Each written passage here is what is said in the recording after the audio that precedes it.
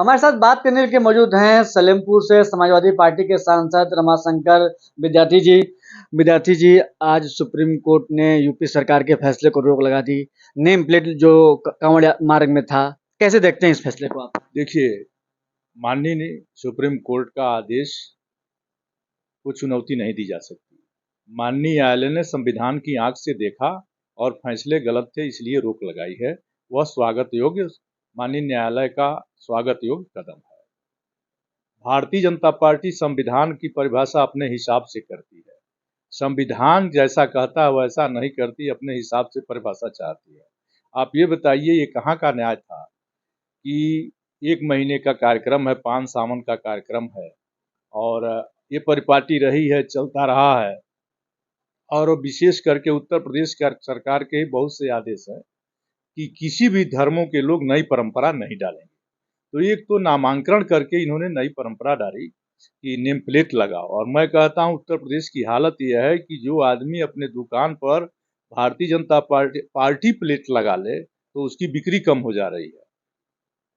आप ये बता दीजिए कि आप यहाँ तो नेम प्लेट लगवा रहे हो, उत्तराखंड में भारतीय जनता पार्टी की सरकार है और जो हमारे अमरनाथ के यात्री, जो बाबा केदार धाम के यात्री, चाहे माँ वैष्णो देवी के यात्री हैं, उनके में नेम प्लेट वहाँ लगवाओ जो खच्चर चलाते हैं। और खच्चर पर जाने वाले कौन हैं, उनका नेम प्लेट लगवा दो।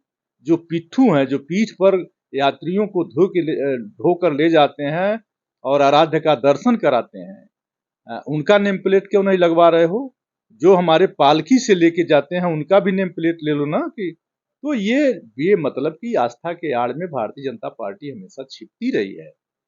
और जनता के मूल मुद्दे महंगाई है, बेरोजगारी है, शिक्षा है, भ्रष्टाचार है, इनसे बहकाने के लिए मैं आऊंगा, उस मुद्दे पे आऊंगा, लेकिन आपका कहना है कि जो पिट्ठू हैं उनका भी नेम प्लेट होना चाहिए, आप ये मांग करते हैं? अगर इनका नेम प्लेट लगवा रहे हैं तो उनका भी नेम प्लेट लगाओ।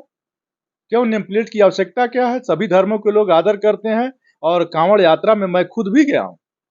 रास्ते में आने वाले प्रत्येक नागरिक चाहे किसी भी जात धर्म के हों, उनकी कांवड़ यात्रियों के प्रति श्रद्धा होती है। पैर पर पानी फेंकते हैं, गर्मी होने पर शरीर पर पानी फेंकते हैं, उनको रहने के, आराम करने की जगह देते हैं।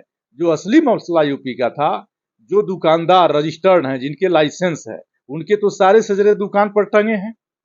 जो 2 महीने 1 महीने के लिए रेवड़ी वाले, खोमचा वाले 1000-2000 का माल रख करके और अपना सामान बेचते हैं, उनके नाम प्लेट लगवाने का क्या जरूरत था? और नेम प्लेट की जरूरत क्या? अब हम आस्था में भी इसका मतलब हम जातिवाद को बढ़ावा देंगे। मैं एक उदाहरण दूंगा। हम लोग एक ही जिले से आते हैं, रमाशंकर जी, हम लोग देवरिया जिले से आते हैं।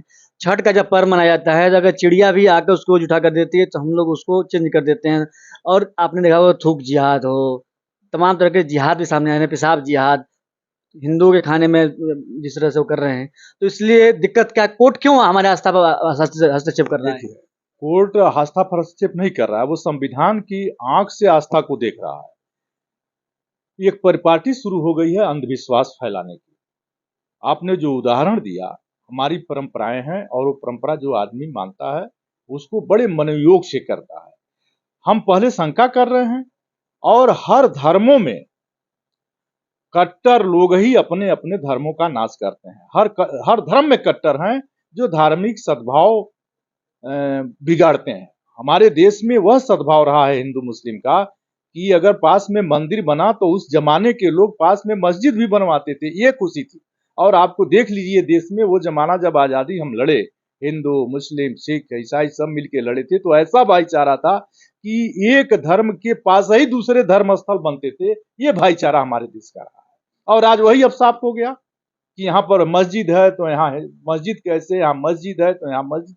लेकिन उस जमाने को याद करिए कि जब केवल फिरंगी भारत छोड़ो का नारा लग रहा था, अंग्रेजों भारत छोड़ो का नारा लग रहा था, तो सभी वर्ग के लोगों ने एक भावना थी और आज की भावना वही अब साफ हो गया है। तो मैं समझता हूं कि हर धर्मों के जो कट्टर लोग हैं उनको चिन्हित करो, उनको कार्रवाई करो और किसी भी धर्म में अंधविश्वास और पाखंड को रोको। धर्म से किसी को परेशानी नहीं है, लेकिन धर्मों के आड़ में जो पाखंड फैलाए जाते हैं, उस पाखंड की बदौलत हाथरस जैसे कांड हो रहे हैं। कहीं 50 मरते हैं, कहीं 100 मरते हैं, 121 हाथरस में मरे। ये इस पर भी सरकार को देखना चाहिए कि धर्मस्थलों के पास जो प्रदर्शन हो रहे हैं, उन प्रदर्शनों की वजह से जो मौतें हो रही हैं नागरिकों की, भारत के लोगों की, उनके लिए हम क्या इंतजाम कर रहे हैं, वो भी एक बड़ा विषय है। लेकिन इधर हम मौन हो जाते हैं कि कोई पुजारी नाराज होगा, कोई धर्माचार्य नाराज होगा। लेकिन इस देश में सुबह से शाम तक प्रवचन हो रहे हैं, टीवी पर, अखबारों में, फील्ड में, सब जगह हो रहा है। लेकिन इस प्रवचन का असर कितना हुआ कि जितने दुर्गुण थे वो बढ़ते ही जा रहे हैं। आप देख लीजिए, हमारे देश में जितने प्रवचन हो रहे हैं, बलात्कार नहीं होने चाहिए, हो रहे हैं। चोरी डकैती बल्बे फसाद से लोगों को निजात कम होने चाहिए, सब बढ़ रहे हैं। तो अंधविश्वास कैसे देश में रुके, इस पर हमारे धर्म गुरुओं को भी सोचना चाहिए और सरकार को भी सोचना चाहिए। क्योंकि जब तक हम अंधविश्वास में पड़े रहेंगे तब तक हम ग्रोथ नहीं करते। जहां एजुकेशन जाएगा वहीं माँ सरस्वती भी जाएंगी, वहीं माँ लक्ष्मी भी जाएंगी। लेकिन जहां एजुकेशन और जब आप देख लीजिए कि जहां एजुकेशन नहीं है वहां बड़ी दिक्कत हो जा रही है। और वहीं से सारी बीमारियों का जड़ है, चाहे वो जनसंख्या वृद्धि का ले लीजिए, चाहे धार्मिक अंधविश्वास का ले लीजिए। अच्छा, जो भी जनसंख्या का नाम लिया, जनसंख्या कानून बनना चाहिए 2 बच्चों का। हम 2 तो हमारे 2, हिंदू के 2 तो मुसलमान के भी 2, कानून बनना चाहिए, मांग करते हैं आप? देखिए, विषय ये नहीं है कि बच्चे 4 हों या 2 हों। विषय यह है कि जो औलादें हम पैदा कर रहे हैं, जो आने वाली हम पीढ़ी पैदा कर रहे हैं, उनको रहने लायक घर भी दे पाएंगे, उनको पढ़ाने लायक शिक्षा पैसे का इंतजाम कर पाएंगे, उनको नौकरी हम दे पाएंगे। और नहीं तो पिता की प्रॉपर्टी तो आज बंट गई, हम लोग तीसरी पीढ़ी में प्रवेश करने जा रहे हैं। और आज स्थिति यह है कि जिसके पास 1 बीघा खेत था, अगर उसके 5 बेटे हो गए तो 5-5 कट्ठा आया, उसके 5-5 कट्ठे हो गए तो 1-1 कट्ठा आ रहा है। गांव की जनरेशन जो करीब 67-68% हमारा ग्रामीण इलाका है, ऐसे बंटवारे हो रहे हैं कि चलिए गांव में देख लो कि लड़कियों की शादी भी करने का लोगों के पास पैसा नहीं है।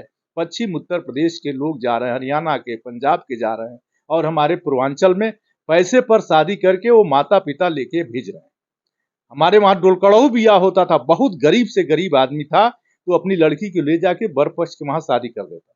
लेकिन आज की गरीबी तो इस कदर हो गई है कि अपनी प्यारी बेटी को शादी नहीं कर पा रहे हैं तो उनको पंजाब में, हरियाणा में, सीतापुर में, पश्चिम उत्तर प्रदेश के इलाकों में 1,50,000 पर उनकी शादियां करें। उसी तरह से परिवार बढ़ेंगे तो वो घर कहाँ उनको दे पाएंगे हम। तो दिक्कत हो रही तो कानून तो बनना चाहिए ना? तो कानून हमारे पास सही है, 2 बच्चों की कानून है ही है। कहाँ लोग धर्माचार वाले बच्चे कहाँ मान रहे हैं लोग? नहीं, बिल्कुल मान रहे कौन हैं। मान रहा है? जहाँ एजुकेशन है लोग मान रहे कोई हैं। नहीं मान रहा है। एजुकेटेड आदमी के घर चले जाइए, एक बार तो बच्चा पैदा करके एक बेटा और एक देश पर कब्जा करने की तैयारी कर रहा है। देखिए, ये बेबुनियादी बात है। मैंने ये कहा कि अगर उनके वहां भी एजुकेशन है, किसी भी धर्म में जहां एजुकेशन गया वहां जनसंख्या नियंत्रण हो गया, और जहां एजुकेशन नहीं गया वहां जनसंख्या नियंत्रण नहीं है, चाहे वो हिंदू है चाहे वो मुसलमान है। आप कल्पना करिए कि झुग्गी झोपड़ी में रहने वाले के बच्चों की देखिए, आप तो 5 कर रहे हैं, धर्माचार्य अपने तो 1 बच्चे पैदा नहीं किए और लोगों से कहते हैं 10 बच्चा पैदा करो। अपने तो कहते हैं कि एकदम क्या लेके आए हो, क्या लेके जाओगे, कोई काम नहीं आएगा, हाथ पसारे जाओगे। और अपने प्रवचन करने के लिए कहते हैं कि 3 लाख रुपया दोगे तो मैं प्रवचन करने जाऊंगा। ये व्यवस्थाएं हैं इस देश। केवल हिंदू धर्म पर आप अटैक करेंगे? हिंदू नहीं, किसी भी धर्म में, किसी भी धर्म। हाँ तो ये कहिए ना, किसी भी धर्म में मैंने ये कहा कि किसी धर्म के पाखंड का मैं व्यक्तिगत तौर पर विरोधी हूं। केवल और केवल इस मुल्क को आगे ले जा सकता है। बहुत पहले यह देश बल से चलता था, प्राचीन भारत बल से चलता था। एक राजा के पास अधिक बल था, दूसरे को कब्जा कर लेता। मध्यकालीन जब देश चलने लगा तो पैसे का प्रभाव हो गया।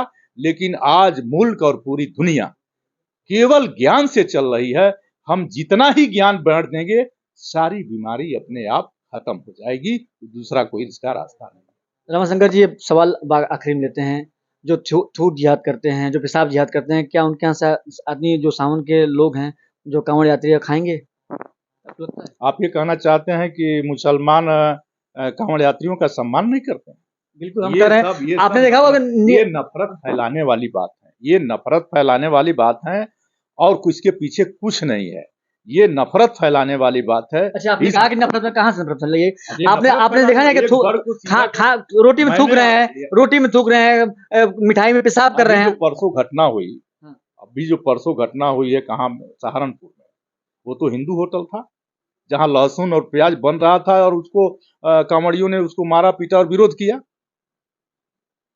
तो थूक तो नहीं रहा था ना, पेशाब तो नहीं कर रहा था ना? कहाँ थूका, कहाँ पेशाब किया, कोई घटना देखो, बताइए, कोई घटना बताइए ना, कोई घटना कोई घटना बताइए। हमेशा थूक में रोटी में थूक मिलाते गए, आपको वीडियो दिखाएं अभी आपको। अब होगा, ये हमारी जानकारी में नहीं है, ऐसे सवालों को पर मैं कभी भी आपसे कहा कि हर बीमारी की जवा ज्ञान है। अब कुंठित लोग एक वर्ग को ही निशाना बनाते हैं, ये बहुत बड़ा। हमारे वहां तो वो तो थूक के खाते हैं, हमारे वहां तो बगल में बैठा के खिलाने की परंपरा नहीं रही है हिंदू धर्म में। बगल में बैठाकर खिलाने की भी परंपरा नहीं है। वो खत्म कैसे हुई? एजुकेशन से खत्म हुआ।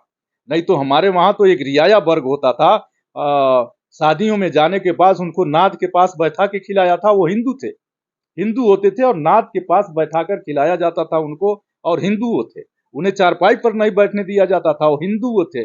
उनके छुआ पानी नहीं पिया जाता था, वो भी हिंदू थे। तो दोष तो हर वर्गों में रहेंगे और ये सारे दोषों को समाप्त करने का जैसे जैसे एजुकेशन बढ़ा है, बाबा साहब बी.आर. अम्बेडकर को पोखरे में पानी पीने के लिए इसी देश में आंदोलन करना पड़ा, इसी देश में आंदोलन करना पड़ा। कांग्रेस के खिलाफ किया करना पड़ता ना। हाँ? लेकिन आप लोग कांग्रेस के खिलाफ नहीं किया था, उन्होंने उस व्यवस्था के खिलाफ किया था कि दलित समाज को पोखरे में पानी पीने का भी अधिकार नहीं था।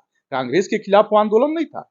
बाबा साहब बी.आर. अम्बेडकर ने पानी पीने का, तो वो खत्म हुआ। आज एक साथ दलित हो, ब्राह्मण हो, किसी भी जात, हिंदू हो, मुसलमान हो, सब एक होटल में खाते हैं, 5 स्टार होटलों में खाते हैं, रहते हैं। एजुकेशन यानी हर बीमारी की दवा सरस्वती है। आप ज्ञान देश को दे दीजिए, सारी बीमारी खत्म हो जाएगी। इसके सिवा कोई बीमारी खत्म करने वाला पैदा नहीं हुआ। तो सुप्रीम कोर्ट के फैसले को समाजवादी पार्टी सही कह रही है, लेकिन सुदर्शन न्यूज का सवाल यही है कि आस्था पर सुप्रीम कोर्ट हस्तक्षेप क्यों कर रहा है? सौरभ तिवारी, सुदर्शन न्यूज, दिल्ली।